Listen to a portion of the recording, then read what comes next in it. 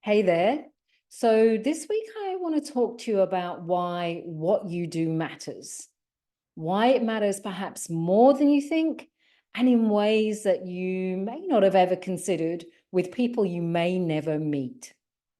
So this is based on a piece of research done in the US about 30 years ago now, and it started off with the data set for the Framingham Heart Study. And what this looked at was how heart disease is prevalent through social networks. And what they found was that actually if a person has heart disease, then it's likely that the people that they are most connected with, the 5 people they're most connected with socially, will also be predisposed to have heart disease. And look, this makes sense, right? Because I don't know about you, but the people I spend time with are the people who like spending time in the same way as me.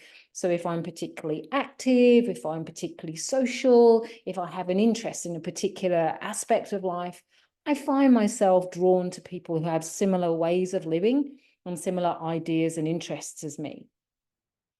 Now, about 2 decades later, two different set of researchers took that same data set that had looked at the prevalence of heart disease, and they looked at it through a different lens.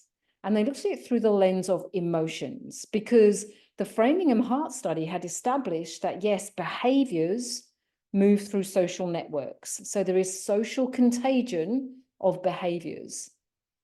And what Nick Fowler and no, James Fowler and Nick Christakis wanted to do was look at that same data set and ask, is it true for emotions as well?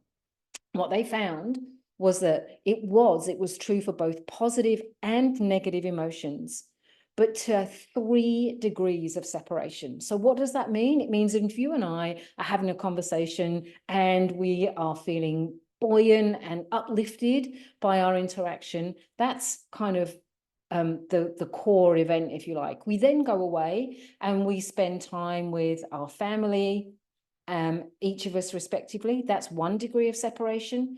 Our family members then go and spend time with their friends. That's 2 degrees of separation. And then their friends go and spend time with their respective family. That is 3 degrees of separation.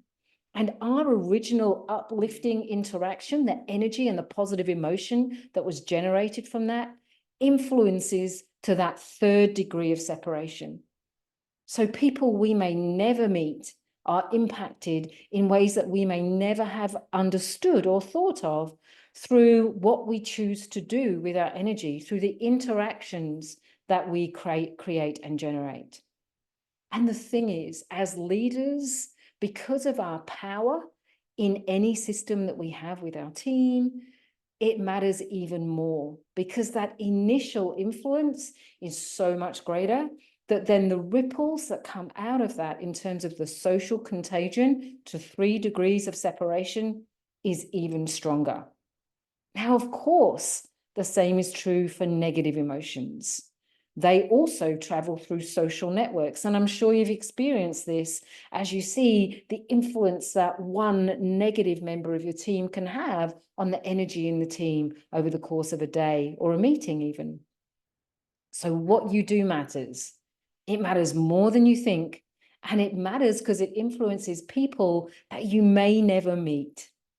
What you do matters. It influences feelings and behaviors, and the ripples that come from that are significant. What does that mean you might do differently today?